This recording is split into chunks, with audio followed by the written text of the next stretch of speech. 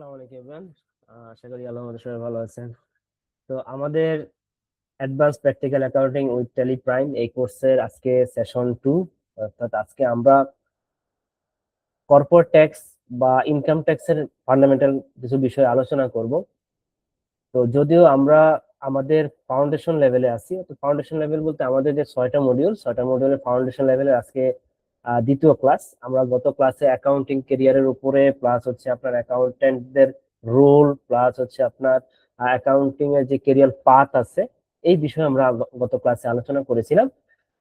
তো আজকে আমরা ইনকাম ট্যাক্সের ব্যাপারে আলোচনা করব যে আসলে ইনকাম ট্যাক্স কর্পোরেট ট্যাক্সে কতটুকু দরকার এবং কি কি বিষয় জানলে আমাদের ইনকাম ট্যাক্সের বিষয়গুলো কভার হবে এবং আমরা কাজ করতে পারবো সেই বিষয়ে আজকে আলোচনা করব। তো খুবই ইম্পর্টেন্ট ক্লাস, তো আপনারা শেষ পর্যন্ত থাকবেন এবং শেষে আপনাদের অ্যাটেন্ডেন্স নেওয়া হবে। তো আজকে আমরা আসলে কি জানবো, আজকে আমরা জানবো হচ্ছে ইন্ট্রোডাকশন, অর্থাৎ আমরা ইনকাম ট্যাক্স অ্যাক্ট 2023-এর এই জিনিসটা সম্পর্কে একটু জানবো যে এই জিনিসটা কি আসলে এবং এটার মধ্যে কি আছে এই বিষয়গুলো সম্পর্কে আলোচনা করব এবং কোথা থেকে আমরা আসলে জ্ঞান আহরণ করব ইনকাম ট্যাক্সের সেই বিষয়ে আপনাদেরকে জাস্ট একটা গাইডলাইন দিয়ে দিব। দেন হচ্ছে আপনার অ্যালায়েবল এন্ড ডিসঅ্যালায়েবল এক্সপেন্স, অর্থাৎ আপনার এটা খুবই ইম্পর্টেন্ট যে আপনার ইনকাম ট্যাক্স এটার কাজ করতে গেলে আপনার কোম্পানিতে বিশেষ করে আপনার অ্যালায়েবল এবং ডিসঅ্যালায়েবল এক্সপেন্স গুলো কি কি সেটা আমাদেরকে জানতে হয়। তো সেটা আমরা জানবো। দেন হচ্ছে আপনার depreciation, set off and carry forward এই বিষয়ে আমরা আলোচনা করব। দেন হচ্ছে আমরা একটা ছোট এক্সাম্পল আপনাদের সামনে আলোচনা করব। তো আমরা প্রথমে আসি যে আমাদের যে আয়কর আইন, এই আয়কর আইন আমরা জানি যে আয়কর আইন 2023 বর্তমানে রানিং আছে। তো এর আগে দুইটা আয়কর আইন আমাদের ছিল যেটার উপরে আমাদেরকে কাজ করতে হতো, সেটা হচ্ছে ইনকাম ট্যাক্স অ্যাক্ট 1922 এবং সেটা পরবর্তীতে আপনার চেঞ্জ হয়ে যেটা আসে সেটা হচ্ছে আপনার ইনকাম ট্যাক্স অর্ডিন্যান্স 1984 এবং পরবর্তীতে 2023-এ আয়কর আইন 2023 নামে আমাদেরকে নতুন আয়কর দেওয়া হয় এবং আমরা বর্তমানে যে কাজগুলো করে থাকি সেটা হচ্ছে আপনার আয়কর আইন 2023 অনুসারে আমাদেরকে করতে হয়। তো আমাদের যে আইনের যে কাঠামোটা, আইনের কাঠামো হচ্ছে আমাদের একটা দুইটা পার্টে বিভক্ত। একটা হচ্ছে আপনার মূল অংশ আর একটা হচ্ছে আপনার তফসিল। তো মূল অংশে আসলে কি কি আছে, এটার মধ্যে হচ্ছে আপনার বিভিন্ন অধ্যায় আছে, অধ্যায়ের আন্ডারে হচ্ছে আপনার ধারা আছে, ধারার আন্ডারে হচ্ছে আপনার উপধারা আছে। এটা হচ্ছে মূল অংশ। আর তফসিল আছে কিছু, অর্থাৎ 8টা তফসিল আছে। সেখানে মূলত কি কি দেওয়া আছে, আপনার স্পেশাল রেট, তারপর ইনকাম ট্যাক্সের রেট, দেন হচ্ছে আপনার এনি বেনিফিট। ঠিক আছে, তো এই বিষয়গুলো হচ্ছে আপনার তফসিলে আপনার দেওয়া আছে। তো আয়কর আইন 2023 এটার মধ্যে টোটাল ধারা আছে হচ্ছে আপনার 345টি, এর মধ্যে আপনার অংশ আছে 25টি এবং তফসিল আছে হচ্ছে আপনার 8টি। এবার আমরা যে বিষয়ে আলোচনা করব সেটা হচ্ছে আপনার ইনকাম ইয়ার, অ্যাসেসমেন্ট ইয়ার এবং ট্যাক্স ডে এই বিষয়ে একটু আপনাদের সাথে একটু আলোচনা করি। সেটা হচ্ছে আপনার ইনকাম ইয়ার আসলে কি।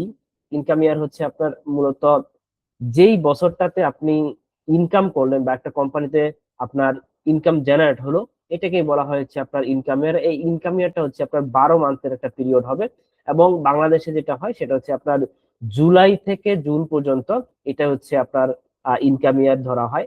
এবং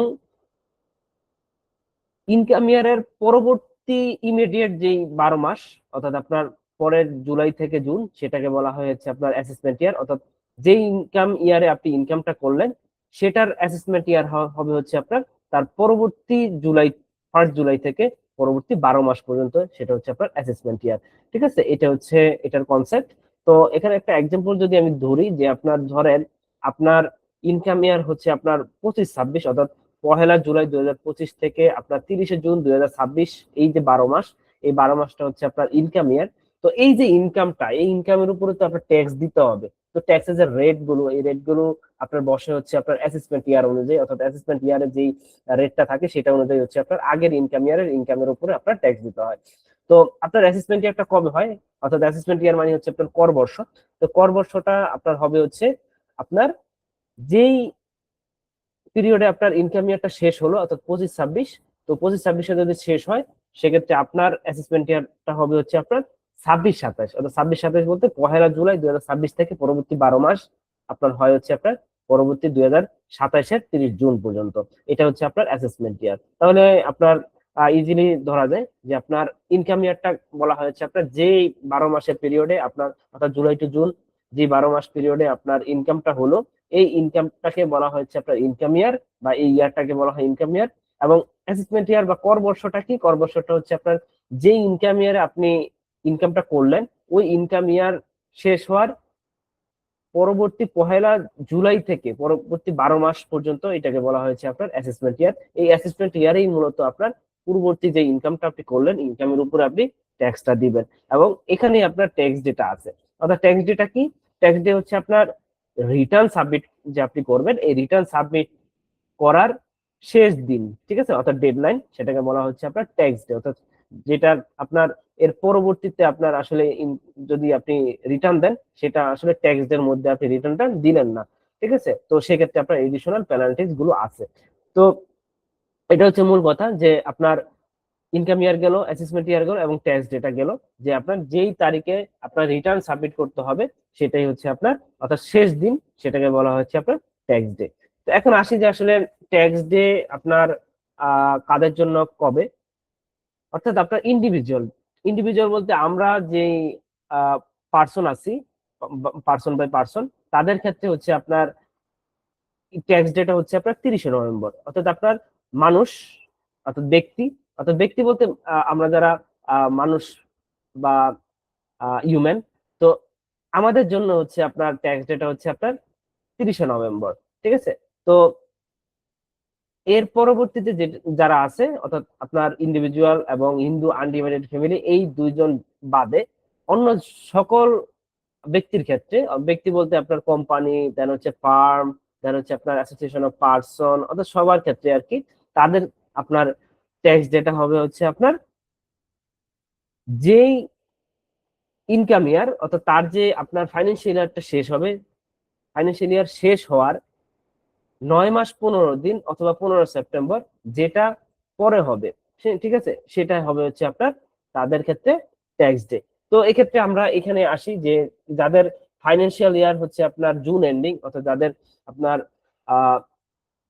30শে জুন যাদের অ্যাকাউন্টস ক্লোজ হয়, অর্থাৎ তাদের ফাইন্যান্সিয়াল ইয়ার, তাদের ক্ষেত্রে আপনার ট্যাক্স ডেটা হবে হচ্ছে আপনার 15 মার্চ।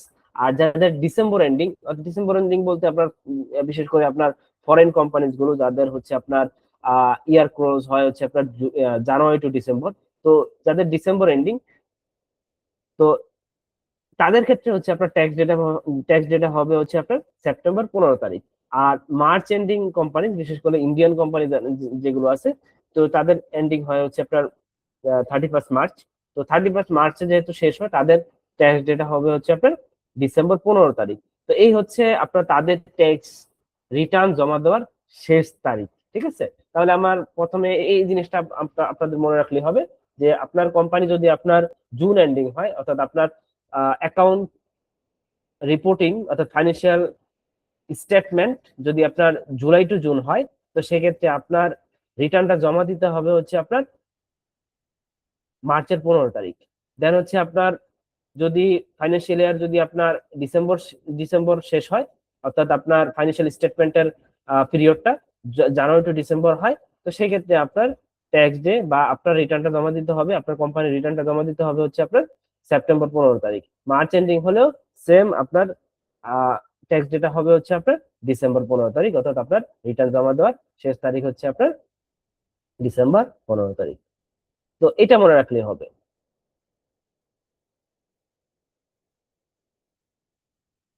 আচ্ছা, এরপরে আরেকটা কনসেপ্ট আমরা একটু আলোচনা করব, যে আসলে রেসিডেন্ট এবং নন রেসিডেন্ট, যদিও এটা ইন্ডিভিজুয়ালের ক্ষেত্রে গুরুত্বপূর্ণ, সেটা হচ্ছে আপনার কাদেরকে আসলে নিবাসী বলা হবে আর কাদেরকে অনিবাসী বা রেসিডেন্ট বা নন রেসিডেন্ট বলা হবে। তো এটার উত্তর হচ্ছে আপনার ফরেনার হোক বাংলাদেশি হোক, তারা যদি আপনার বাংলাদেশে কমপক্ষে 183 দিন আপনার স্টে করে, অর্থাৎ আপনার 365 দিনের মধ্যে আপনার 183 দিন স্টে করে, তো সেক্ষেত্রে আপনার সে অটো রেসিডেন্ট হিসেবে গণ্য হয়ে যাবে, অর্থাৎ তাদেরকে রেসিডেন্ট বলা হবে।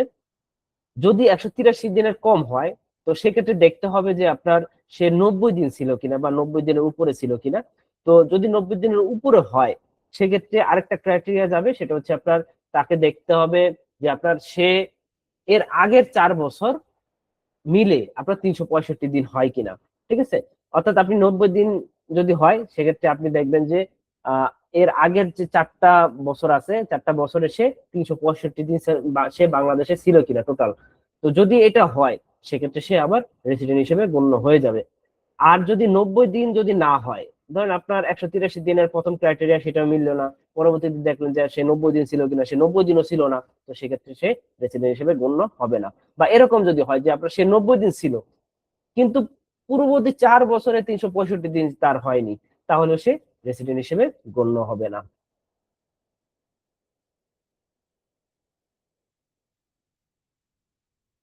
এরপরে আরেকটা বিষয় সেটা আমরা আলোচনা করব, সেটা হচ্ছে আপনার আমাদের আয়ের খাত সমূহ, অর্থাৎ ইনকাম ট্যাক্স অ্যাক্ট 2023, যেটা হচ্ছে আপনার আয়ের 7টা খাত কে ভাগ করে দিছে। অর্থাৎ আপনি যেভাবে ইনকাম করেন না কেন, আপনার এই ইনকাম গুলোকে এই 7টা ক্যাটাগরিতে আপনার রিপোর্টিং করতে হবে। তো কি কি 7টা খাত? একটা হচ্ছে আপনার চাকরি হতে আয়, অর্থাৎ আপনি এমপ্লয়ার থেকে যদি স্যালারি পান, অর্থাৎ কোনো এমপ্লয়ারের আন্ডারে থাকেন, সেক্ষেত্রে তার থেকে যাই পান সেটা আপনি চাকরি হতে আয়তে আপনার দেখাতে হবে। ভাড়া হতে আয়, অর্থাৎ ভাড়া বলতে আপনার যদি আপনার অ্যাপার্টমেন্ট থেকে থাকে সেটা আপনি ভাড়া দেন, বা আপনার বিল্ডিং থেকে থাকে সেটা আপনি ভাড়া দেন। তো এটা থেকে যে আয়টা হবে সেটা আপনি ভাড়া হতে আয়ে আপনাকে দেখাতে হবে। অথবা আরেকটা জিনিস যে আপনার আহ মানে হাউস প্রপার্টি ছাড়াও অন্যান্য যদি প্রপার্টিজও হয়ে থাকে, সেগুলো যদি আপনি ভাড়া দিয়ে থাকেন, যেমন আপনার ধরেন আপনার একটা কার আছে, তো সেটা আপনি ভাড়া দেন, তো এই ভাড়ার ইনকামটাও আপনাকে এই ভাড়া হতে আয়তে শো করতে হবে। দেন হচ্ছে আপনার কৃষি হতে আয়, অর্থাৎ এগ্রিকালচার সংক্রান্ত যত ধরনের আয় আছে সকল আয় হচ্ছে আপনি দেখাবেন হচ্ছে আপনার কৃষি হতে আয়তে। দেন হচ্ছে আপনার ব্যবসা হতে আয়, অর্থাৎ ব্যবসা, বিজনেস এন্ড প্রফেশন সংক্রান্ত যত ধরনের আয় আছে সেটা আপনাকে এই ব্যবসা হতে আয়তে রিপোর্ট করতে হবে। দেন হচ্ছে মূলধনী আয়, অর্থাৎ আপনার ক্যাপিটাল সেল, অর্থাৎ ক্যাপিটাল প্রপার্টি বা যে কোনো প্রপার্টি হোক, ঠিক আছে, এগুলো সেল করলেন, বা আপনার এমন হতে পারে যে আপনি ফাইন্যান্সিয়াল অ্যাসেট গুলো আপনি সেল করলেন। তো এই যে সেল থেকে যে যে ধরনের আপনার গেইন হবে বা আপনার প্রফিট হবে বা মানে লাভ হবে, যেভাবে বলি, সেগুলো হচ্ছে আপনাকে মূলধনী আয় বা ক্যাপিটাল গেইনে শো করতে হবে। দেন হচ্ছে আপনার আর্থিক পরিসম্পদ হতে আয়। আর্থিক পরিসম্পদ হতে আয় বলতে আপনার ফাইন্যান্সিয়াল অ্যাসেট গুলো যেগুলো আছে, বিশেষ করে আপনার শেয়ার, তারপর হচ্ছে ডিবেঞ্চার, মিউচুয়াল ফান্ড, এইখান থেকে যেই আপনার ইনকামটা হবে, তো সেটা আপনি কোথায় দেখাবেন? সেটা হচ্ছে আপনার আর্থিক পরিসম্পদ হতে আয়তে আপনাকে দেখাতে হবে বা শো করতে হবে। তাহলে আপনার আরেকটা বিষয় সেটা হচ্ছে আপনার এই যে 6টা খাত আমি বললাম, তো আপনি এমন ইনকাম করেন যেটা এই 6টা খাতের সাথে মিলতেছে না। যেমন একটা উদাহরণ যদি বলি যে আপনার গিফট পাওয়া, একজন থেকে গিফট পাওয়া, তো সেটা যদি আপনার এরকম হয় যে আপনি বাবা মা ভাই বোন তারপর আপনার সন্তান, হ্যাঁ, বা ছেলে মেয়ে, এদের থেকে না পেয়ে আপনি আদার অন্য কোনো পার্সন থেকে আপনি পেলেন, সেটা আপনাকে ইনকাম হিসেবে শো করতে হবে। তো এই যে ইনকামটা আপনি আমি কোন খাতে দেখাবো? আমি দেখাবো হচ্ছে আপনার অন্যান্য উৎসের আয়তে। কেন? কারণ আমি যেটা সহজভাবে বলে দিছি যে আপনার এমন ইনকাম করলেন যেটা হচ্ছে এই 6টা যে খাত আছে, এই 6টা খাতের সাথে আপনার ম্যাচ করতেছে না, অর্থাৎ আপনার সংজ্ঞায় ম্যাচ করতেছে না, বা আপনি যে কোনটার মধ্যে দিবেন আপনি কনফিউশন বা আপনার মিলতেছে না, তো সেক্ষেত্রে ওগুলো হচ্ছে আপনি অন্যান্য উৎসের আয়তে আপনি শো করে দিবেন। ঠিক আছে, তো এই হচ্ছে আপনার 7টা খাত। এই 7টা খাতের যত ইনকাম আছে আপনাকে এই 7টা খাতে আপনাকে রিপোর্টিং করে দেখাতে হবে। এবার আসেন যে আমরা যে অ্যাকাউন্টেন্ট হিসেবে কাজ করব, অ্যাকাউন্টিং প্রফেশনে কাজ করব, তো এখানে কাজ করতে গেলে তো আবার ইনকাম ট্যাক্স নিয়ে কাজ করতে হবে। তো ইনকাম ট্যাক্স নিয়ে কাজ করার ক্ষেত্রে আমরা কোন কোন সোর্স ইউজ করব, যে আপনার মানে কোন কোন এভিডেন্স আমার লাগবে বা রেফারেন্স বুক লাগবে, ঠিক আছে, যে আমি ইনকাম ট্যাক্সের কাজ করতে পারবো ভালোভাবে। তো সেটার জন্য আমি এখানে বলবো যে আপনার আপনার ইনকাম ট্যাক্সে কাজ কাজ করার জন্য 5টা সোর্স আছে। এই সোর্স সম্পর্কে আপনার ধারণা থাকতে হবে যে আসলে কোথা থেকে আমি ইনকাম ট্যাক্সের বিষয়গুলো জানতে পারবো। তো প্রথম হচ্ছে আপনার মূল আইনটা আপনার কাছে থাকতে হবে, সেটা হচ্ছে আপনার ইনকাম ট্যাক্স অ্যাক্ট 2023, সেটা থাকতে হবে। দেন হচ্ছে আপনার ইনকাম ট্যাক্সের বিভিন্ন রুলস আছে, অর্থাৎ আপনার ইনকাম ট্যাক্সেরই মানে যে ধারাগুলো আছে ধারাগুলোর ব্যাখ্যাই হচ্ছে আপনার ইনকাম ট্যাক্স রুলস। তো এই রুলস সম্পর্কে আপনার ধারণা থাকতে হবে। তো এর মধ্যে একটা আছে উৎসে কর কর্তন বিধিমালা, যেটা আমরা টিডিএস বিডিএস এর ক্লাসে আলোচনা করব। এই বিধিমালাটা সম্পর্কে আপনার ভালো ধারণা থাকতে হবে, এবং বিভিন্ন এসআরও সম্পর্কে ভালো ধারণা থাকতে হবে, যেগুলো হচ্ছে আপনার ইনকাম ট্যাক্স এর মানে বিষয়গুলো আপনার আপডেট হয়ে আসে। তো আপডেট থাকার জন্য আপনাকে এই এসআরও সম্পর্কে ধারণা থাকতে হবে। দেন হচ্ছে আপনার ফাইন্যান্স অ্যাক্ট বা ফাইন্যান্স অর্ডিন্যান্স, অর্থাৎ আপনার বছর শেষে আপনার পরবর্তী বছরের যে বাজেটটা হয়, বাজেটের সময় হচ্ছে আপনার এই ফাইন্যান্স অ্যাক্টটা আসে পার্লামেন্ট থেকে আপনার পাশ হয়ে। তো এটা সম্পর্কে আপনার ধারণা থাকতে হবে যে এটার মধ্যে কি থাকে। এটার মধ্যে হচ্ছে আপনার বিভিন্ন আইন, যেমন আপনার ভ্যাটের আইন, ট্যাক্সের আইন, কাস্টমসের আইন, ঠিক আছে, এগুলোর আপনার চেঞ্জ আসে। তো এই চেঞ্জ জানার জন্য আপনাকে এই ফাইন্যান্স অ্যাক্ট সম্পর্কে ধারণা থাকতে হবে। তো এবার আমরা একটু আলোচনা করি যে আসলে আমরা যে বললাম যে ব্যক্তি বা ট্যাক্স পেয়ার কারা আপনার ইনকাম ট্যাক্সের ভাষায়, বা ব্যক্তি কারা। ব্যক্তি বলতে আপনার শুধুমাত্র যে আমরা ভাববো যে আমরা নিজেরা, এরকম না। ইনকাম ট্যাক্স যেভাবে সংজ্ঞায়িত করছে আমাদেরকে ইনকাম ট্যাক্সের কাজ করার সময় এই সংজ্ঞা অনুযায়ী আমাকে কাজ করতে হবে। তাহলে আমরা দেখি যে আসলে ব্যক্তি বলতে আপনার আহ মানে ইনকাম ট্যাক্স কি বলছে। তো কি বলছে যে আপনার স্বাভাবিক ব্যক্তি, অর্থাৎ আপনার আমরা নিজের ইন্ডিভিজুয়াল, দেন হচ্ছে আপনার ফার্ম বা পার্টনারশিপ ফার্ম, তারপর হচ্ছে আপনার কোম্পানি, অ্যাসোসিয়েশন অফ পার্সন বা ইউপি, দেন হচ্ছে আপনার Hindu undivided family, trust fund. এই কয়টা আপনার ক্যাটাগরি পার্সনকে আপনার ব্যক্তি হিসেবে সম্বোধন করছে ইনকাম ট্যাক্স 2023। ঠিক আছে, তো যখন আপনার ইনকাম ট্যাক্স বলবে যে ব্যক্তিকে রিটার্ন জমা দিতে হবে, তো ব্যক্তি বলতে আমরা শুধুমাত্র আমি নিজেদেরকে বুঝবো না। ব্যক্তি বলতে এই যে এখানে যে কয়টা নাম আছে, এই কয়টা নামকে আমাকে বুঝতে হবে। এবার আসি যে আপনার কোম্পানির সংজ্ঞাটা। তো কোম্পানির সংজ্ঞাটাও সেম ভাবে আমি বলবো যে আপনার ইনকাম ট্যাক্স অ্যাক্ট যেভাবে আপনার কোম্পানিকে সংজ্ঞায়িত করছে, আমাকে কোম্পানি বোঝার ক্ষেত্রে বা কোম্পানি কি এটা বোঝার ক্ষেত্রে আপনার এই সংজ্ঞাকে আপনাকে ফলো করতে হবে। অর্থাৎ আমরা নিজেরা বুঝলে হবে না। যেমন আমরা কোম্পানি সাধারণত কি বুঝি যে আপনার কোম্পানি অ্যাক্ট 1994 সালের যে আইনের অধীনে যে কোম্পানিগুলো গঠিত হয় সেগুলোকে কোম্পানি বলা হয়। তো এটা আমরা আমরা জানি বা এটা সম্পর্কে আমাদের ধারণা আছে। কিন্তু ইনকাম ট্যাক্স এর কাজ করার ক্ষেত্রে আপনার কোম্পানিকে আরো এক্সটেন্ডেড ভার্সনে নিয়ে গেছে, যে আপনার আসলে আপনার কোম্পানি শুধুমাত্র 1994 সালের আইনের যেসব কোম্পানি সেগুলো না, এর বাহিরেও আপনার আহ বিভিন্ন ফাউন্ডেশন, সমিতি, সমবায় সমিতি, ব্যাংক, বীমা, এগুলো হচ্ছে আপনার কোম্পানি হিসেবে গণ্য হয়ে গেছে। ঠিক আছে, তো আমি সহজভাবে বললে এখানে ইউ নাম্বারটা যদি আপনি এখানে খেয়াল করেন, যে আপনার কি বলছে যে স্বাভাবিক ব্যক্তি, ফার্ম, ব্যক্তি সংঘ, ট্রাস্ট, হিন্দু অবিভক্ত পরিবার ও তহবিল ব্যতীত অন্য সকল সত্তা, তো সকল সত্তাকে আপনার কোম্পানি হিসেবে সম্বোধন করা হয়েছে। ইভেন আপনার একটা প্রাইমারি স্কুলও আপনার ইনকাম ট্যাক্সের ভাষায় কোম্পানি। ঠিক আছে, তো এইভাবে হচ্ছে আমাকে সংজ্ঞায়িত করতে হবে সবকিছু।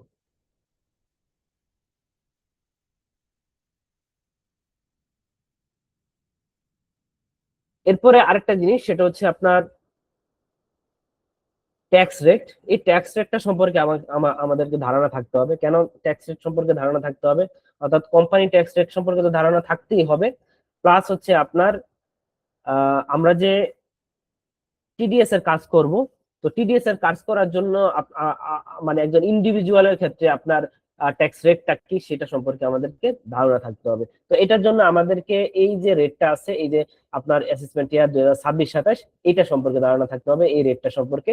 তো এই রেটে কি বলছে যে আপনার যদি কোনো একজন এমপ্লয়ি তার টোটাল যে ইনকামটা আছে, এই ইনকামটা যদি আপনার 3,75,000 টাকার উপরে হয়, সেক্ষেত্রে আপনি কি করবেন? তার থেকে টিডিএসটা কাটবেন, অর্থাৎ তাকে ট্যাক্স দিতে হবে। তো সে আপনার মানে যেটাকে বলা হচ্ছে আপনার ম্যাক্সিমাম লিমিট, যেটা ক্রস করা, যে আপনার ট্যাক্স ফ্রি লিমিটটা, তো ট্যাক্স ফ্রি লিমিট ক্রস করে গেছে, তাকে ট্যাক্স দিতে হবে। তো আপনাকে কি করতে হবে? এই সময় তার থেকে টিডিএস কেটে নিতে হবে। তো টিডিএস কেটে নেওয়ার ক্ষেত্রে যেটা আপনাকে জানতে হবে যে আপনার তার ইনকাম যদি 3,75,000 টাকার উপরে চলে যায়, সেক্ষেত্রে তার থেকে ট্যাক্স বা টিডিএস আপনাকে কাটতে হবে। তো কাটার ক্ষেত্রে আপনার কি হবে, যে প্রথম 3,75,000 টাকার উপরে 0%, দেন হচ্ছে আপনার 3 লক্ষ টাকার উপরে হচ্ছে 10%, দেন হচ্ছে আপনার 4 লক্ষ টাকার উপরে হচ্ছে আপনার 15%, দেন হচ্ছে আপনার 5 লক্ষ টাকার উপরে 20%, দেন হচ্ছে আপনার 20 লক্ষ টাকার উপরে হচ্ছে আপনার 25%, এন্ড ব্যালেন্স অ্যামাউন্টের উপরে আপনার 30% আপনাকে কাটতে হবে। ঠিক আছে? তো এইভাবে হচ্ছে আপনার ট্যাক্সটা ক্যালকুলেশন করে তার থেকে আপনার টিডিএসটা কাটতে হবে। তো ট্যাক্স ফ্রি লিমিট হচ্ছে আপনার মানে পুরুষের ক্ষেত্রে হচ্ছে 3,75,000 টাকা, আর মহিলার ক্ষেত্রে হচ্ছে আপনার 4,25,000 টাকা। এছাড়া আরেকটা বিষয়, সেটা হচ্ছে আপনার মিনিমাম ট্যাক্স। তো মিনিমাম ট্যাক্স যেহেতু আমাদেরকে টিডিএস হিসেবে কাটতে হবে, তো মিনিমাম ট্যাক্সটা কি? ধরেন আপনার একজন আহ, ব্যক্তি বা আপনার একজন এমপ্লয়ি, আপনার 3,75,000 টাকার উপরে তার ইনকাম আছে, কিন্তু তার ট্যাক্স ক্যালকুলেশন করতে যে দেখতেছেন যে আপনার 5,000 টাকার নিচে তার ট্যাক্স আসছে। তো 5,000 টাকার নিচে যদি তার ট্যাক্স আসে, সেক্ষেত্রে তাকে মিনিমাম 5,000 টাকা আপনার ট্যাক্স দিতে হবে। ঠিক আছে, এটাকে বলা হচ্ছে আপনার মিনিমাম ট্যাক্স। আর সে যদি নিউ ট্যাক্স পেয়ার, একবারে নতুন, কখনো রিটার্ন জমা দেয়নি, তো সেক্ষেত্রে আপনার তার দেখতে হবে সে যদি 1,000 টাকার নিচে আপনার ট্যাক্স আসে, তাকে মিনিমাম 1,000 টাকা ট্যাক্স দিতে হবে। এটা হচ্ছে আপনার মিনিমাম ট্যাক্স।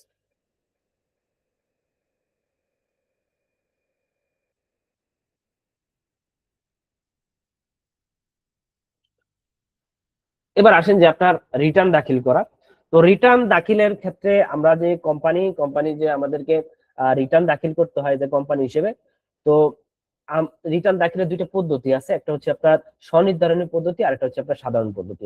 তো সকল ধরনের ব্যক্তি বলতে আপনার আমরা সাধারণত ইন্ডিভিজুয়াল, দেন হচ্ছে আপনার কোম্পানি, ফার্ম, এই ব্যক্তিগুলোকে আপনার রিটার্ন সাবমিট করার পদ্ধতি হচ্ছে স্বনির্ধারণী পদ্ধতি। স্বনির্ধারণী পদ্ধতি কি? স্বনির্ধারণী পদ্ধতি হচ্ছে আমরা নিজেরা ক্যালকুলেশন করে আমরা এনবিআর এ আমার রিটার্নটা সাবমিট করব, এটাকে বলা হচ্ছে আপনার স্বনির্ধারণী পদ্ধতি। মানে অর্থাৎ নিজেই আমরা নির্ধারণ করব। ঠিক আছে, নির্ধারণ করবো বলতে ক্যালকুলেশন করব। তো এটাকে বলা হচ্ছে আপনার স্বনির্ধারণী, অর্থাৎ আমরা নিজেরা রিস্ক নিয়ে হচ্ছে আমরা রিটার্ন সাবমিট করব। এটা হচ্ছে স্বনির্ধারণী, অর্থাৎ সবাইকে বাধ্যতামূলক আপনার স্বনির্ধারণী পদ্ধতিতে রিটার্ন সাবমিট করতে হয়।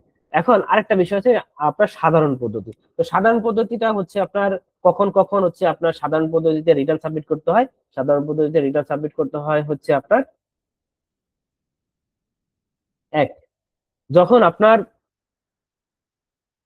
অ্যাসেসমেন্ট ইয়ারের মধ্যে যদি আপনি রিটার্নটা সাবমিট করতে না পারেন, অর্থাৎ আপনার ধরেন 2026-27 হচ্ছে আপনার অ্যাসেসমেন্ট ইয়ার। তো অ্যাসেসমেন্ট ইয়ারে ধরেন আপনার ডিসেম্বরের 15 তারিখের মধ্যে আপনাকে রিটার্নটা সাবমিট করতে হবে। তো ডিসেম্বরের 15 তারিখের মধ্যে আপনি রিটার্নটা সাবমিট করলেন না, অর্থাৎ আপনার ট্যাক্স ডে হচ্ছে ডিসেম্বর 15 তারিখ। তো ডিসেম্বর 15 তারিখের মধ্যে আপনি কি করলেন না, রিটার্নটা সাবমিট করলেন না। বাট আপনার অ্যাসেসমেন্ট ইয়ারটা শেষ হবে কবে? 30শে জুন। তো 30শে জুনের মধ্যেও আপনি রিটার্ন সাবমিট করলেন না, করলেন হচ্ছে আপনার অ্যাসেসমেন্ট ইয়ারের পরে। তো সেক্ষেত্রে আপনার আর স্বনির্ধারণী পদ্ধতিতে আপনার রিটার্ন সাবমিট করার কোনো সুযোগ নেই। আপনাকে করতে হবে যে সাধারণ পদ্ধতিতে রিটার্ন সাবমিট করতে হবে। তো সাধারণ পদ্ধতিটা কি? সাধারণ পদ্ধতিটা হচ্ছে আপনি মানে রিটার্নটা সাবমিট করবেন, করে হচ্ছে আপনার ডিসিটি বা উপকর কমিশনার কর্তৃক আপনার এটাকে করটা নির্ধারণ করায় নিয়ে আসতে হবে। ঠিক আছে, অর্থাৎ আপনার ডকুমেন্ট সবকিছু নিয়ে যাবেন, নিয়ে যেয়ে হচ্ছে আপনার তাদের থেকে আপনার মানে করটা নির্ধারণ করে রিটার্নটা সাবমিট করায় নিয়ে আসতে হবে, অ্যাকনলেজমেন্ট নিয়ে আসতে হবে। ঠিক আছে, এটাকে বলা হচ্ছে আপনার সাধারণ পদ্ধতি। মানে এটা কি একটু জটিল প্রসেস। আর স্বনির্ধারণী পদ্ধতি কি? যে আপনি ক্যালকুলেশন করলেন, আপনি রিটার্নটা ফিল আপ করলেন, করে আপনি জমা দিয়ে দিলেন। ঠিক আছে, এটা হচ্ছে আপনার স্বনির্ধারণী পদ্ধতি। তো চেষ্টা করবেন যে আপনার চেষ্টা কি আপনাকে করতে হবে, সেটা হচ্ছে আপনার স্বনির্ধারণী পদ্ধতিতে সময় মতো রিটার্ন সাবমিট করা। এবার আসেন যে কোম্পানি ট্যাক্স ক্যালকুলেশন বা কোম্পানি কর নিরূপণটা কিভাবে করা হয়। কোম্পানি ট্যাক্স ক্যালকুলেশনের আগে আমরা একটু দেখি যে আপনার অ্যাকাউন্টিং, অ্যাকাউন্টস এন্ড রেকর্ডিং, অর্থাৎ আপনার যে কোম্পানিস আছে, তো কোম্পানিস গুলো হচ্ছে আপনার কি কি পদ্ধতিতে বা কোন গাইডলাইনের আন্ডারে হচ্ছে অ্যাকাউন্টস করে। এটা আমরা সবাই জানি যে আইএসএন আইএফআরএস এর উপরে উপরে আপনার মানে রিটার্নটা সাবমিট, সরি, আপনার অ্যাকাউন্টস করে থাকে। তো এই যে আইএসএন আইএফআরএস, এটাও আপনার ইনকাম ট্যাক্স অ্যাক্ট 2023 এটাকে আপনার মানে স্বীকৃতি দিচ্ছে যে না, তোমরা আমাদের নতুন করে আমরা কোনো গাইডলাইন দিব না, আইএসএন আইএফআরএস অনুযায়ী যদি তুমি মানে অ্যাকাউন্টস করো, সেক্ষেত্রে আমরা এটা গ্রহণ করে নিব। ঠিক আছে, এটাকে হচ্ছে আপনার সেকশন 73-এ বলছে যে আপনার অ্যাকাউন্টসটা যাতে করে আপনার আইএসএন আইএফআরএস অনুযায়ী হয়। তো আইএসএন আইএফআরএস অনুযায়ী আহ, হওয়ার পরে এটাকে আবার অডিট করাতে হবে। অডিট হচ্ছে আপনার একজন চার্টার্ড অ্যাকাউন্টেন্ট দ্বারা আপনাকে এটাকে অডিট করাতে হবে। এবার আসেন যে আপনার কর্পোরেট ট্যাক্স রেট। তো কর্পোরেট ট্যাক্স রেট এটা যদি এখানে একটু বলি যে কর্পোরেট ট্যাক্স রেট,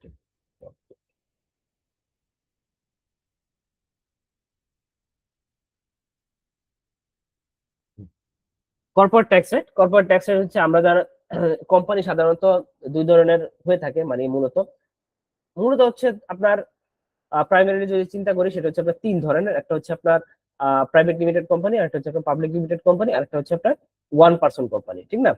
তো প্রাইভেট লিমিটেড কোম্পানি তাদের ট্যাক্স রেট, যেহেতু আপনার প্রাইভেট লিমিটেড বাংলাদেশে বেশি, তো প্রাইভেট লিমিটেড কোম্পানি তাদের ট্যাক্স রেট হচ্ছে আপনার 27.5%, যেটা আগে ছিল হচ্ছে 27.5% ছিল।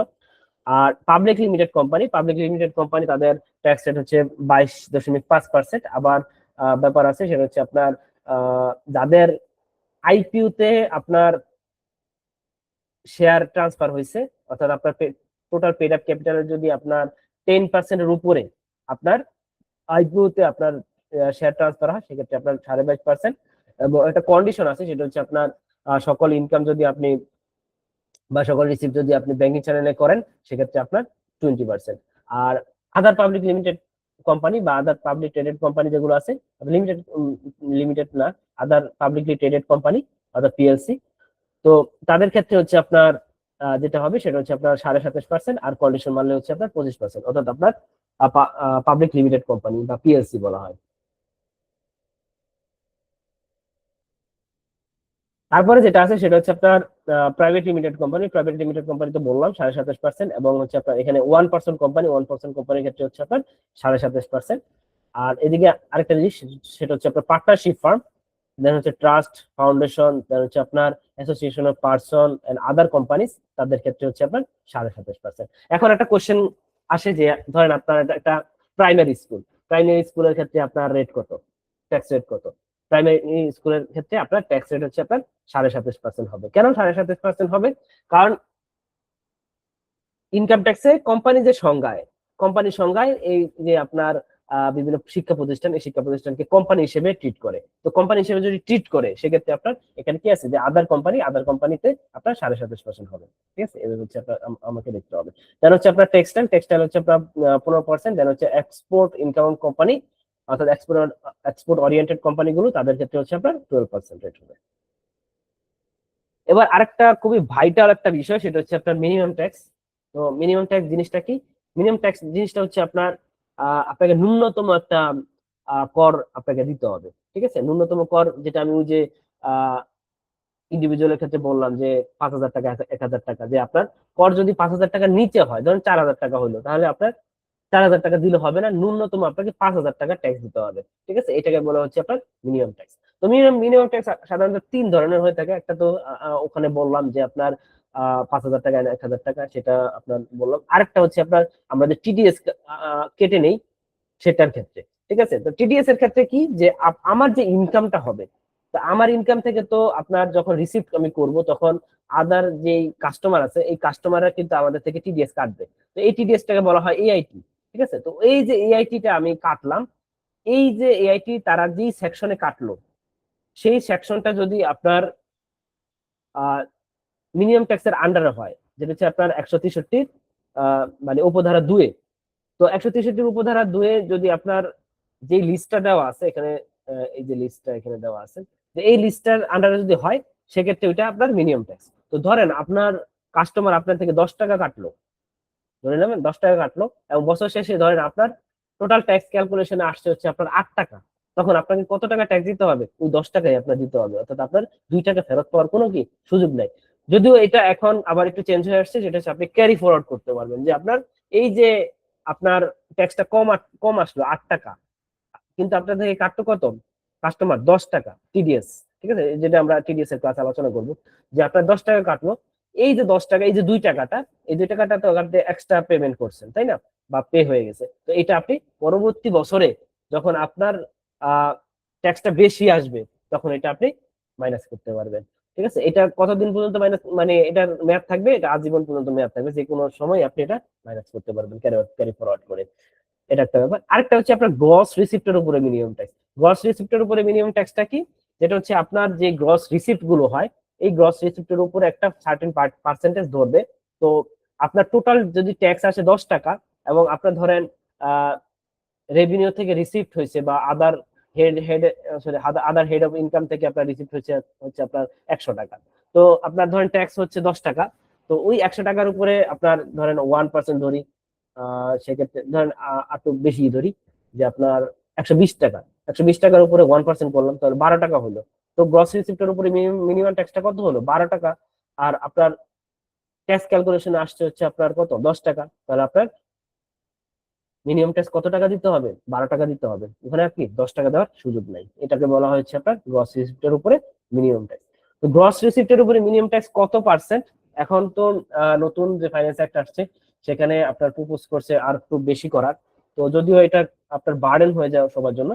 তো জাস্ট একটু বলি যে আপনার কোম্পানির ক্ষেত্রে যদি আপনার কার্বোনেটেড বেভারেজ হয়, যেগুলো হচ্ছে আপনার পেপসি, কোকা কোলা যে বেভারেজ আইটেম গুলো, তাদের ক্ষেত্রে গ্রস রিসিপ্টের উপরে মিনিমাম ট্যাক্স হচ্ছে আপনার 3%। মোবাইল ফোন অপারেটর হচ্ছে আপনার 1%। দেন হচ্ছে আপনার ইন্ডিভিজুয়াল। তো ইন্ডিভিজুয়ালের ক্ষেত্রে আপনার 1%। ইন্ডিভিজুয়াল কখন? যদি আপনার তার গ্রস রিসিপ্ট, অর্থাৎ তার যে রিসিপ্টটা আছে, আপনার ক্যাশ কালেকশন আছে, ক্যাশ কালেকশন যদি আপনার 4 কোটি টাকা হয়, 4 কোটি টাকার উপরে হয়, তাহলে তাকে 1% গ্রস রিসিপ্টের উপরে মিনিমাম ট্যাক্স দিতে হবে। আর কোম্পানির ক্ষেত্রে হচ্ছে আপনার 1% হচ্ছে আপনার গ্রস রিসিপ্টের উপরে মিনিমাম ট্যাক্স। আর যেসব ম্যানুফ্যাকচারিং কোম্পানিজ গুলো আছে, ইন্ডাস্ট্রিয়াল আন্ডারটেকিং, তাদের ক্ষেত্রে হচ্ছে আপনার প্রথম 3 বছর, যদি আপনার ধরেন ইনকর্পোরেশন, আপনার নতুন কোম্পানি, তার প্রথম 3 বছর আপনার গ্রস রিসিপ্টের উপরে মিনিমাম ট্যাক্স হবে হচ্ছে আপনার 0.1%। ঠিক আছে, 0.1%। আর অন্যান্য ক্ষেত্রে, কোম্পানির ক্ষেত্রে হচ্ছে আপনার গ্রস রিসিপ্টের উপরে মিনিমাম ট্যাক্স হচ্ছে আপনার 1%।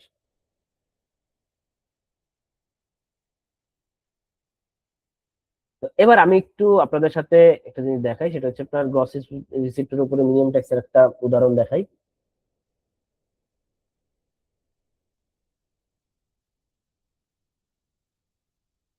ধরেন আপনার বিজনেস ইনকাম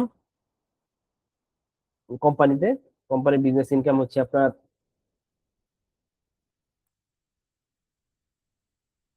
1 লক্ষ টাকা।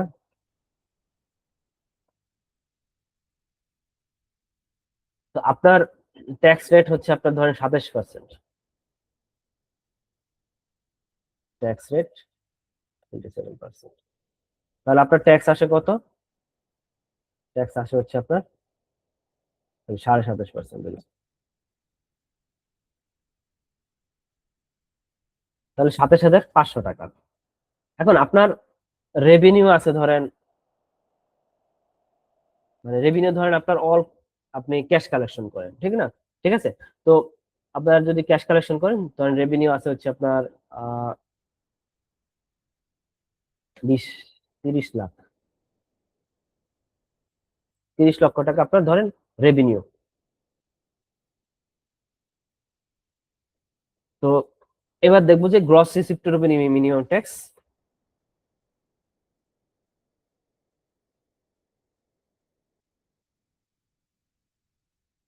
কত আসে। 1% করি, এটা হচ্ছে আপনার 1%, কত? 30,000 টাকা। এখন আপনাকে এই দুইটার মধ্যে যেটা হায়ার সেটা আপনাকে ট্যাক্স দিতে হবে, যে এটা থেকে এটা। তাহলে আপনার কত টাকা? 30,000 টাকা এখন আপনাকে ট্যাক্স দিতে হবে, যেটা আপনার এই গ্রস রিসিপ্টের উপরে মিনিমাম ট্যাক্সের কারণে আপনার বেশি টাকা ট্যাক্স দিতে হচ্ছে। ঠিক আছে। আপনার রেগুলার যে বিজনেস ইনকাম থেকে আপনার ট্যাক্স আসছিল কত? 27,500 টাকা। এখন আপনার দিতে হচ্ছে কত? 30,000 টাকা, শুধুমাত্র এই গ্রস রিসিপ্টের উপরে মিনিমাম ট্যাক্সের কারণে।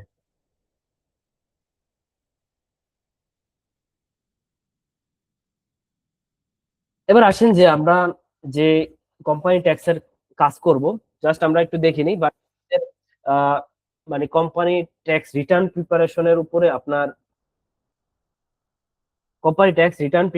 উপরে আপনার একটা ইন্ডিভিজুয়াল সেশন আছে, ওই সেশনে আমরা ডিটেলস আলোচনা করবো। জাস্ট একটু সূত্রটা দেখে নিই। সেটা হচ্ছে আপনার যে income from business or profession, অর্থাৎ আপনার কোম্পানির যে নেট প্রফিটটা থাকবে, নেট প্রফিটটা আমাকে নিতে হবে। এটার সাথে হচ্ছে আপনার অ্যাডমিজিবল এক্সপেন্স, সেগুলো আমি কি করব? অ্যাড ব্যাক করবো। সরি, ইনএডমিজিবল এক্সপেন্স গুলো আমি অ্যাড ব্যাক করবো। দেন হচ্ছে আপনার লেস করব হচ্ছে আপনার অ্যালাওয়েবল যে এক্সপেন্স গুলো আছে সেটা। দেন হচ্ছে আমি আবার লেস করব কোনটা, যেটা হচ্ছে আদার হেডের ইনকাম গুলো, যেমন আপনার ধরেন রেন্টাল ইনকাম যদি থাকে সেটা আমি আমার নেট প্রফিট থেকে বের করে দিব, কারণ এটা তো আর বিজনেস ইনকামের অংশ না, ঠিক না? তো এগুলো আমি বের করে দিব। তো এইভাবে হচ্ছে আমি আমার মানে ট্যাক্সেবল বিজনেস ইনকামটা বের করব। ঠিক আছে, এটা নিয়ে আমাদের সেপারেট সেশন আছে, প্র্যাকটিক্যাল সেশন আছে, সেখানে আমরা ডিটেলসে দেখাবো। তো এবার আসি যে আসলে আমার যে বিজনেস ইনকাম সাধারণত ইনকাম ট্যাক্সের ভাষায় দুইটা ভাগে বিভক্ত। একটা হচ্ছে আপনার কোর বিজনেস ইনকাম। তো কোর বিজনেস ইনকামটা কি? সেটা হচ্ছে আপনার যা রেভিনিউ, রেভিনিউ থেকে যখন আপনি এক্সপেন্সটা মাইনাস করলেন, সেটা হচ্ছে আপনার বিজনেস ইনকাম, ঠিক না? তো এই বিজনেস ইনকাম। আরেকটা হচ্ছে আপনার special scope of business income, সেটা হচ্ছে আপনার সেকশন 46। সেকশন 45 সেটা আমরা সবাই জানি, আর সেকশন 46 হচ্ছে আপনার special scope of business income. তো স্পেশাল স্কোপ অফ বিজনেস ইনকামের মধ্যে কি কি আছে, যে আপনি আহ, যখন মানে অ্যাসেট সেল করে দিবেন, তো এটার মধ্যে কি আছে, ক্যাপিটাল গেইন আসে। তো ক্যাপিটাল গেইনের আন্ডারে চলে যাবে, আর এটার মধ্যে একটা বিজনেস ইনকাম বের হবে। ঠিক আছে, ওই বিজনেস ইনকামটাকে বলা হচ্ছে আপনার special scope of business income. এটা আপনার যে বিজনেস ইনকাম হবে, এই যে আপনার রেগুলার যে কোর বিজনেস ইনকামটা এটার সাথে অ্যাড হবে। ঠিক আছে, তো এগুলো আমরা দেখবো পরবর্তীতে। দেন হচ্ছে আপনার ট্রান্সফার অফ এক্সপোর্ট কোটা, সেটাও আপনার special scope of business income, আপনার বিজনেস ইনকামের সাথে আপনার অ্যাড হবে। আরেকটা জিনিস আছে, সেটা হচ্ছে আপনার আহ, মানে ইন্টারেস্ট পেয়েবল যদি আপনার 3 বছর ওভারডিউ থাকে, অর্থাৎ 3 বছরের অধিক সময় ওভারডিউ থাকে, ধরেন আপনার ইন্টারেস্ট পেয়েবল আছে, এটা আপনি মানে দিচ্ছেন না, ঠিক আছে, আপনার পেয়েবল হিসেবে থেকে আছে। তো 3 বছর ধরে আপনার মানে থেকে যাচ্ছে, এবং চতুর্থ বছরে যে আপনার এটা special scope of business income, অর্থাৎ আপনার কোর বিজনেস ইনকামের সাথে এটা অ্যাড হয়ে যাবে, এবং এটার উপর আপনার ট্যাক্স দিতে হবে।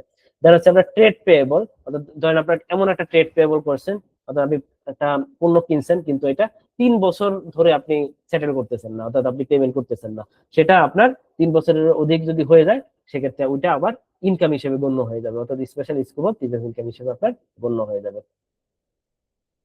দেন হচ্ছে আপনার ব্যাড ডেট, অর্থাৎ আপনার কুরিং করছেন, অর্থাৎ আপনি চিন্তা করছেন যে আপনি কখনো আপনার কাস্টমার থেকে টাকা পাবেন না, মানে পার্টিকুলার কাস্টমার থেকে, সেটা আপনি ধরেন কোনো এক সময় পেয়ে গেলেন, সেটা আপনার স্পেশাল স্কোপ বিজনেস ইনকাম হিসেবে আপনার ট্রিট হবে, আপনার আপনার এই বছরের বিজনেস ইনকামের সাথে অ্যাড হয়ে যাবে, এবং এটার উপরে আপনার ফুলি ট্যাক্স দিতে হবে। তো এই হচ্ছে ব্যাপার। আরেকটা হচ্ছে আপনার অ্যালোয়েবল ডিডাকশন। অর্থাৎ অ্যালোয়েবল ডিডাকশনটা কি? অ্যালোয়েবল ডিডাকশন হচ্ছে আসলে আমার রেভিনিউ থেকে যে আমি এক্সপেন্স গুলো মাইনাস করে নেট প্রফিটটা বের বের করি, ওই এক্সপেন্স গুলো আপনার কোন এক্সপেন্স আসলে আপনার আমি মাইনাস করতে পারবো, ঠিক না? ঠিক আছে, তো এই যে মাইনাস করাটা, এই মাইনাস করাটাকে বলা হচ্ছে আপনার অ্যালোয়েবল ডিডাকশন। তো এটা নিয়ে কি কি সেকশন আছে? Section 49, section 50, section 51, section 54, section 53 এবং সেকশন 52। ঠিক আছে, এই সেকশন গুলো আপনার অ্যালাউয়েবল ডিডাকশন নিয়ে বলছে, যে আসলে আমি আমার আহ, মানে যে বিজনেস ইনকামটা বের করব বা নেট প্রফিটটা বের করব, কোন কোন এক্সপেন্স গুলো আমি আসলে মাইনাস করতে পারবো। ধরেন আমি একটা এক্সাম্পল আপনাদের দেখাই, যে আপনার ধরেন রেভিনিউ আছে ধরেন আপনার 30 লক্ষ টাকা। তো এটা থেকে আপনি লেস কি কি করেন, এক্সপেন্স করেন। তো এক্সপেন্স এমন একটা এক্সপেন্স যেটা হচ্ছে আপনি ধরেন স্যালারি, জাস্ট স্যালারি, তাহলে ধরেন আপনার 10 লাখ।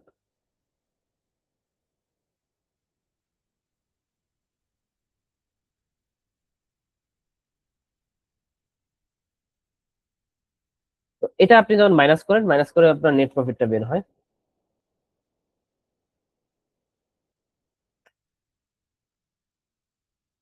নেট প্রফিট এখন আপনার কত, 20 লাখ টাকা নেট প্রফিট আছে। তো 20 লাখ টাকা যে নেট প্রফিট, এখন দেখেন এই যে রেভিনিউটা, এই রেভিনিউটা হচ্ছে আপনার কি, এটা হচ্ছে আপনার সেকশন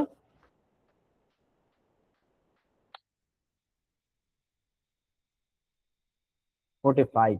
ঠিক আছে, সেকশন 45 এর আন্ডারে এটা হচ্ছে আপনার কি, কোর বিজনেস ইনকাম, এবং এটার সাথে কি এক্সপেন্স গুলো আপনি কি অ্যালাওয়েবল, এই এক্সপেন্স গুলো আপনি করলেন। এটা হচ্ছে আপনার ধরেন অ্যাকাউন্টিং বইতে, ঠিক না? এখন আপনি ট্যাক্সের ভাষায় যদি কাজ করতে যান, ট্যাক্সের ভাষায় আপনার কি কি আছে, যে আপনার কাজ করবেন হচ্ছে নেট প্রফিটের উপরে, নেট প্রফিটের উপরে কাজ করে আপনার এই যে এক্সপেন্স গুলো আছে, এই এক্সপেন্স গুলো আসলে ট্যাক্স আপনাকে অ্যালাউ করতেছে কিনা। যদি আপনার ট্যাক্স অ্যালাউ না করে সেক্ষেত্রে কিন্তু আপনার কি হয়ে যাবে, আপনার ডিজেলেবল হয়ে যাবে। ধরেন আপনি একটা এক্সাম্পল দেখাই, যে আপনি যখন ট্যাক্স ক্যালকুলেশন করবেন, নেট প্রফিট ধরে করলেন, আপনি কত করলেন, 20 লক্ষ টাকা আপনি নেট প্রফিট আনলেন। আনার পরে এখানে যে এই যে একটা এক্সপেন্স আছে, এই এক্সপেন্সটা আপনার অ্যালাউয়েবল কিনা এটা দেখতে হবে। যদি আপনার কোনো কারণে যদি এটা ডিসঅ্যালাউয়েবল হয়ে যায়, তাহলে এটা কি হয়ে যাবে, এটা এখানে অ্যাড ব্যাক হয়ে যাবে। ঠিক আছে, আপনাকে এটা আর এই এক্সপেন্সটা করতে দিবে না ট্যাক্স। তো ট্যাক্স যদি করতে না দেয় সেক্ষেত্রে এটা কি হয়ে যাবে, আবার এটার সাথে অ্যাড হয়ে যাবে। তখন আপনার ট্যাক্সেবল ইনকাম কত হবে, ট্যাক্সেবল ইনকাম হচ্ছে আপনার 30 লক্ষ টাকা, এবং আপনাকে এই 30 লক্ষ টাকার উপরে আপনার ট্যাক্স দিতে হবে, ধরুন 27.5% ধরুন। ঠিক আছে, এটা হচ্ছে এটার মধ্যে পার্থক্য, যে অ্যালাউয়েবল এন্ড ডিসঅ্যালাউয়েবল এর মধ্যে, যে আপনার আসলে অ্যালাউয়েবল করতেছে কিনা এটা আমরা জানতে হবে। ঠিক না, যদি অ্যালাউয়েবল না করে সেক্ষেত্রে কিন্তু আপনার ওই এক্সপেন্স গুলো আপনার নেট প্রফিটের সাথে অ্যাড হয়ে যাবে। অ্যাড হয়ে যাওয়ার কারণে আপনার ট্যাক্সটা বেড়ে যাবে। ধরেন আপনার, আমি যদি স্যালারি যদি অ্যালাউড থাকে, ধরে নিলাম আমি আমি এটা অ্যালাউড স্যালারিটা, তো সেক্ষেত্রে আপনার ট্যাক্স কত আসবে, সেক্ষেত্রে আসবে হচ্ছে আপনার 27.5%, 5,50,000 টাকা। ঠিক আছে, এই যে দেখেন এটার মধ্যে পার্থক্য, যে আপনার অ্যালাউয়েবল এন্ড ডিসঅ্যালাউয়েবল। যদি ডিসঅ্যালাউয়েবল হয়ে যায় কোনো এক্সপেন্স, এটা কারণ আছে, বিভিন্ন কারণ আছে, এই কারণটা আমরা সামনে আলোচনা করব, যে কি কি কারণে আপনার এক্সপেন্স গুলো আপনার ডিসঅ্যালাউয়েবল করে দেয়। তো এটা যদি অ্যালাউয়েবল থাকে সেক্ষেত্রে তো ওকে, সেক্ষেত্রে আপনার 5,50,000 টাকায় আপনার নেট প্রফিটের উপরে ট্যাক্স আসতেছে। কোনো কারণে যদি এই এক্সপেন্সটা ডিসঅ্যালাউয়েবল হয়ে যায় সেক্ষেত্রে কিন্তু আপনার ইনকামটা বেড়ে যাবে, এবং এটার উপরে আপনার ট্যাক্স বসে যাবে। ঠিক আছে, আপনার ট্যাক্সটাও বেড়ে যাবে।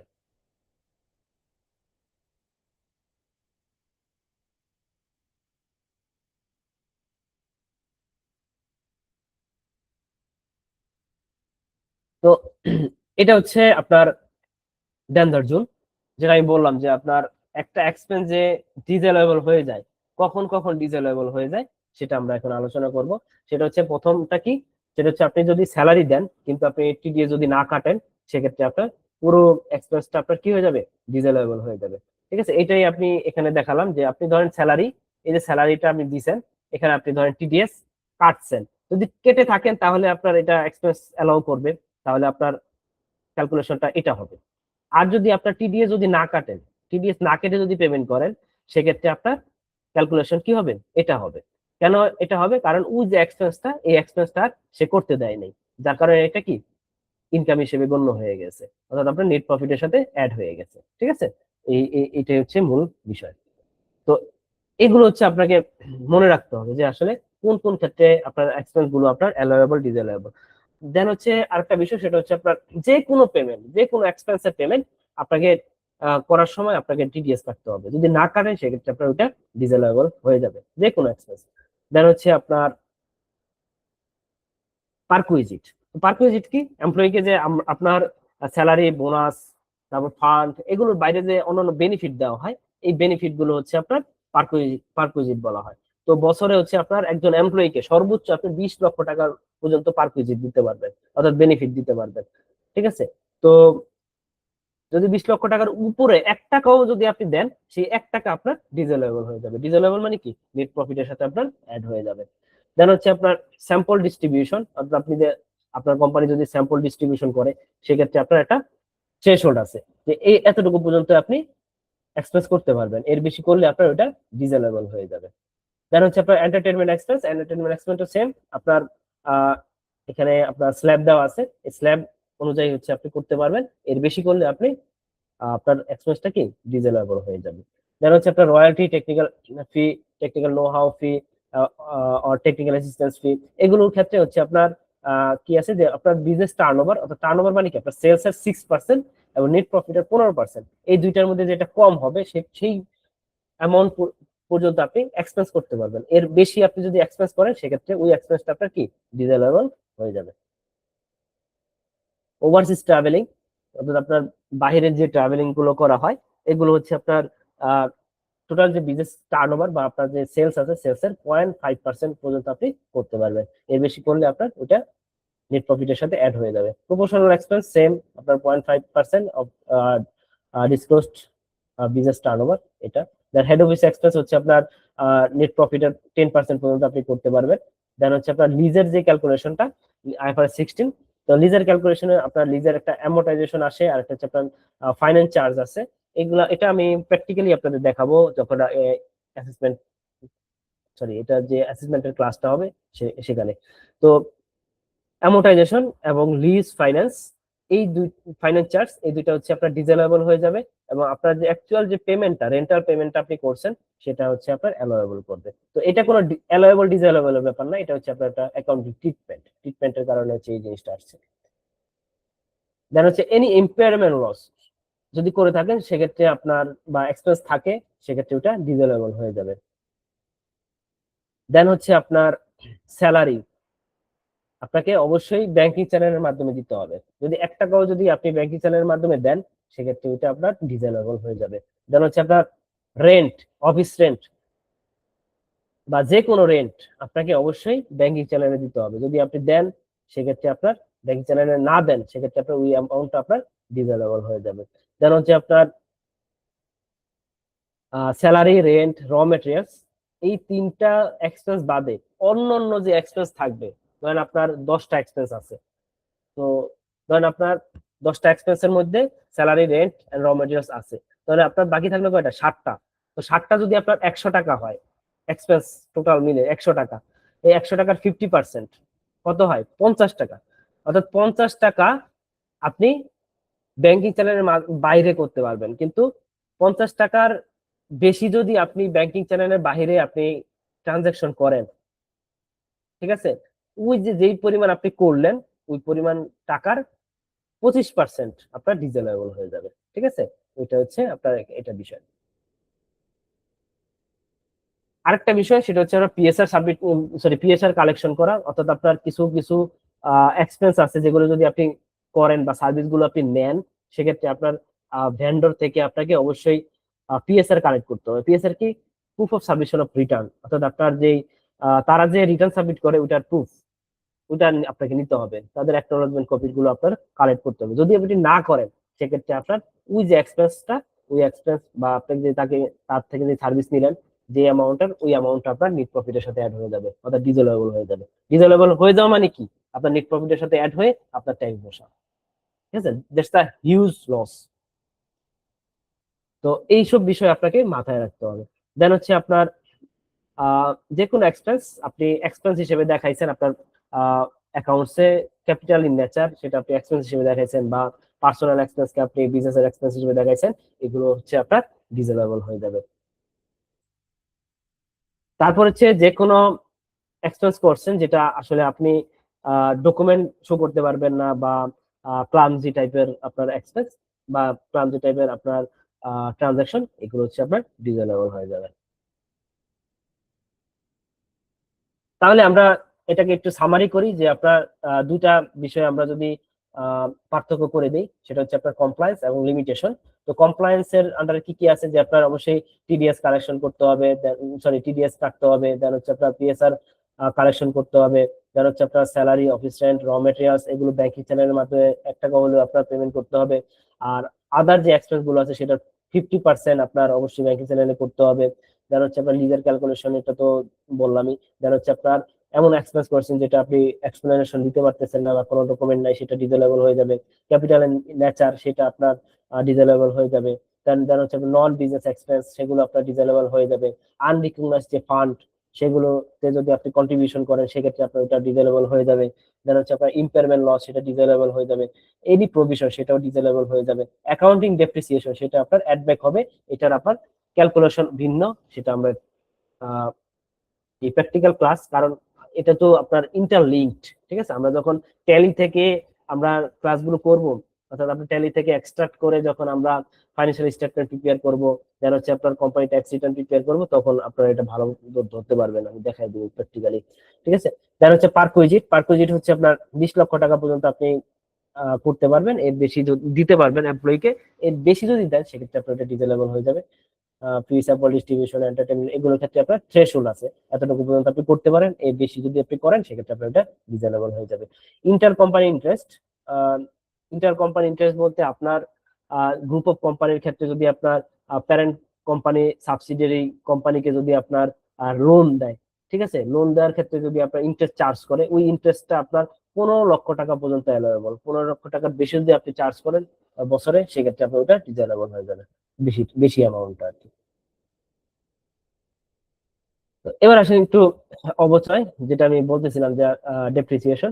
তো ডেপ্রিসিয়েশনের ব্যাপারটা ভিন্ন। সেটা হচ্ছে আপনার, আমরা যে অ্যাকাউন্টিং ডেপ্রিসিয়েশন করি এবং আপনার ট্যাক্স ডেপ্রিসিয়েশন, এই দুইটার মধ্যে একটা পার্থক্য আছে। যে আসলে আমরা যে অ্যাকাউন্টিং ডেপ্রিসিয়েশন করি সেটা হচ্ছে আপনার যে কোনো মেথড ফলো করেই করতে পারি, সেটা হচ্ছে স্ট্রেট লাইন মেথড অথবা রিডিউসিং মেথড। তো ট্যাক্সের ক্ষেত্রে কিন্তু ভিন্ন। ট্যাক্সের ক্ষেত্রে হচ্ছে আপনার শুধুমাত্র আপনি রিডিউসিং মেথডটা আপনাকে ফলো করতে হবে, এবং তারা যে রেটটাকে দিবে সেই রেটই আপনাকে মানতে হবে, ঠিক আছে। যেমন আমি এখানে যদি একটা উদাহরণ দেই, সেক্ষেত্রে এখানে এই উদাহরণটা দিই করি, যে আপনি ধরেন এখানে ডেপ্রিসিয়েশন করছেন স্টেটমেন্ট বেসিসে, আপনার ধরেন আপনার 5 লাখ টাকা, ঠিক আছে। তো এটা করছেন কি অ্যাকাউন্টিং ডেপ্রিসিয়েশন, কিন্তু ট্যাক্স বলছে যে না, অ্যাকাউন্টিং ডেপ্রিসিয়েশন আপনি যেভাবে করবেন আপনার ইচ্ছা মতো করলে হবে না, এটাকে আপনার মানবে না ট্যাক্স। ট্যাক্স আলাদা করে একটা রেট দিছে, ঠিক আছে। তো ওই রেটে ধরেন আপনার আসছে ডেপ্রিসিয়েশন হচ্ছে 4 লক্ষ টাকা। এখন এটা ট্রিটমেন্টটা কি? তো এটা ট্রিটমেন্টটা হবে হচ্ছে এখানে, যে আপনার ধরেন এই যে এই ক্যালকুলেশনটা যদি আমি করতে যাই, সেক্ষেত্রে আপনার এখানে অ্যাকাউন্টিং ডেপ্রিসিয়েশনটা আমার অ্যাড ব্যাক হবে, অর্থাৎ আমি নেট প্রফিটের সাথে অ্যাড করে দিব, এবং আমার যে ট্যাক্স ডেপ্রিসিয়েশনটা আছে,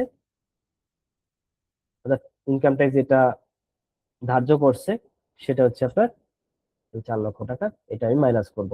মাইনাস করে এখন আমার যেটা হবে সেটাই হচ্ছে আপনার এই যে, ঠিক আছে, এই যে আপনার 1 লক্ষ টাকা অ্যাড হয়ে গেছে অটো। তো এটার উপরে আমার ট্যাক্স বলবে। এইটাই হচ্ছে মূলত আপনার অ্যাকাউন্টিং ডেপ্রিসিয়েশন এবং ট্যাক্স ডেপ্রিসিয়েশনের মধ্যে পার্থক্য। তো এখানে যে রেট, বিভিন্ন রেট আছে, দেখেন এখানে সাধারণ অবচয় হার এখানে দেওয়া আছে, যে আপনার ইমারতের ক্ষেত্রে আপনার 5% ওরা দিবে, কারখানা ভবনের ক্ষেত্রে 10%, আসবাবপত্রের ক্ষেত্রে 10%, অফিস সরঞ্জামের উপর, সরঞ্জামের উপর 10%, যন্ত্রপাতির উপরে হচ্ছে আপনার 10%, ঠিক আছে। এই যে বিভিন্ন রেট, এই বিভিন্ন রেটে হচ্ছে আমাকে ট্যাক্সের ক্যালকুলেশন করতে হবে। এগুলো যখন আমরা প্র্যাকটিক্যাল দেখবো, সেক্ষেত্রে আমরা ভালো নলেজ দিতে পারবো। এরপরে এরপর আরেকটা বিষয়, সেটা হচ্ছে আপনার ডেপ্রিসিয়েশন অ্যালাউন্সের carry forward set up and carry ফরওয়ার্ডটা কি? সেট আপ এন্ড ক্যারি ফরওয়ার্ডটা হচ্ছে আপনার, আপনার ধরেন যে 60টা খাতের ইনকাম আছে, তো 60টা খাতের ইনকামে আপনার ধরেন বিজনেস ইনকামে আপনার লস হলো, তো এই লসটা আপনি পরবর্তী বছরে ক্যারি ফরওয়ার্ড করতে পারবেন, ঠিক আছে। তো ক্যারি ফরওয়ার্ড করে পরবর্তী বছরে যদি লাভ হয়, সেক্ষেত্রে ওই লাভটা থেকে আপনি ওইটা সেট আপ করতে পারবেন বা মাইনাস করতে পারবেন। যেমন আমি একটা উদাহরণ দিয়ে বলে দিই, যে আপনার ধরেন 2021 2022, ধরেন আপনার বিজনেস ইনকাম এখানে লস হয়েছে 20,000 টাকা। তো এই যে লস হইলো, এটা আপনার এখন তো আর আপনাকে ট্যাক্স দিতে হবে না আপাতত, ঠিক না? তো ধরেন কোনো ট্যাক্স দিতে হবে না, নো ট্যাক্স, মানে বাহ্যিক ভাবে। তো এই যে 20,000 টাকা, এই 20,000 টাকা আপনি কি করতে পারেন? ক্যারি ফরওয়ার্ড করতে পারবেন। Carry forward, carry forward to next year, অর্থাৎ ক্যারি ফরওয়ার্ড টু 2022। তো পরবর্তী বছরে, যদি আপনার বিজনেস ইনকাম হয় হচ্ছে আপনার 60,000 টাকা, 60,000 টাকা হইলো ইনকাম হইলো, তো এই 60,000 থেকে আপনি, এখন তো আপনাকে ট্যাক্স কত দিতে হবে? আপনার ট্যাক্স দিতে হবে হচ্ছে আপনার 7.5% করলে 16,500 টাকা। কিন্তু ইনকাম ট্যাক্স বলছে যে না, তুমি আগের বছরে যে লসটা হয়েছে এটা তুমি এই বছর মাইনাস করতে পারবা। তো মাইনাস কিভাবে করব? এটা হচ্ছে সেট আপ করবো, যে এই যে 20,000 টাকা এটা আমি এখানে নিব, নেওয়ার পরে আমার কত হবে? 40,000 টাকা। এখন আমাকে ট্যাক্স দিতে হবে কত? 11,000 টাকা। বুঝতে পারছেন? তো এটাকে বলা হচ্ছে আপনার carry forward and set up. তো সেট আপ মানে কি? সেট আপ মানে হচ্ছে আমি সেট আপ করতেছি, মাইনাস করতেছি, আর ক্যারি ফরওয়ার্ড কি? আমি সামনে নিচ্ছি, ঠিক আছে। তো ধরেন 2022-এ যদি লস আসে, সেটাও আপনি ক্যারি ফরওয়ার্ড করতে পারবো। তো একটা বছরের লস, এই 2021-এর যে লসটা, এটা আমি কতদিন পর্যন্ত ক্যারি ফরওয়ার্ড করতে পারবো? এটা করতে পারবো হচ্ছে আপনার 6 বছর পর্যন্ত, পরবর্তী ছয় বছর পর্যন্ত আপনি করতে পারবো। যদি আমি 6 বছরের মধ্যে যদি এই 20,000 টাকা সেট আপ করতে না পারি, যদি আপনার কোনো ধরনের ইনকামই না হয়, সেক্ষেত্রে এটা ল্যাপস হয়ে যাবে, এটা আর আপনি নিতে পারবেন না। আবার এটা নিতে পারবেন, এটা আবার 6 বছর পর্যন্ত নিতে পারবেন। তো এটাও যদি 6 বছরে যদি ল্যাপস হয়ে যায়, সেটাও নিতে পারবেন না, পরবর্তীটা আবার 6 বছর। ঠিক আছে? তো এটা হচ্ছে মূল বিষয়, যে আপনার ইনকাম থাকতে হবে। ইনকাম থাকলে আপনি এগুলো আপনি কি করতে পারবেন, সেটা করতে পারবেন। তো এই হচ্ছে আপনার বিজনেসের ক্ষেত্রে। তো বিজনেসের যে লস, সেটা আপনি আপনার বিজনেসের ইনকাম থেকে সেট আপ করতে পারবেন। অন্যান্য যে ইনকাম আছে সেগুলো থেকে আপনি সেট আপ করতে পারবেন না। যেমন আপনার ধরেন বাড়ি ভাড়া থেকে লাভ আসলো, ওখান থেকে আপনি মাইনাস করতে পারবেন কিনা, না, ওখান থেকে ওই ইনকাম থেকে আপনি মাইনাস করতে পারবেন না। অর্থাৎ তার যেই হেড থেকে আপনার লস হইলো, ওই হেড থেকে আপনি ক্যারি মানে সেট আপ করতে পারবেন। এগুলো হচ্ছে আপনার business loss and capital loss. Capital gain, capital loss থাকে। তো ক্যাপিটাল গেইন এবং ক্যাপিটাল লস, তো ক্যাপিটাল লস ক্যাপিটাল গেইনের সাথে আপনি সেট আপ করতে পারবেন, অন্যান্য হেডের সাথে আপনি সেট আপ করতে পারবেন না। আর বাকি যেই হেড গুলো আছে, যেমন আপনার income from financial asset, then other source, then হচ্ছে আপনার বাড়ি ভাড়া, ঠিক আছে, এগ্রিকালচার, তো এগুলো যে লস, এই লস গুলো আপনার যে কোনো আপনার ইনকামের সাথে আপনি সেট আপ করতে পারবেন।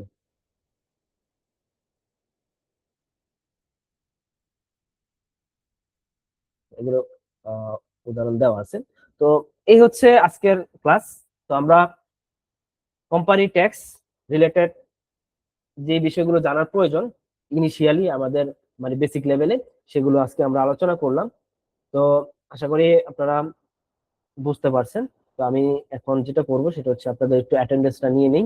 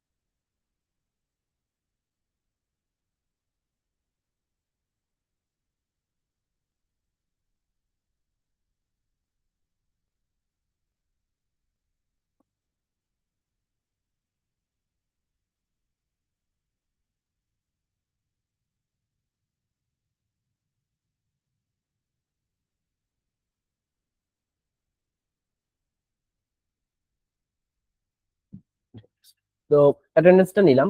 তো এখন যদি আপনাদের কোনো কোশ্চেন থাকে, সেটা আপনারা করতে পারবেন। আপনাদের জন্য আমি ফ্লোরটা ওপেন করে দিচ্ছি।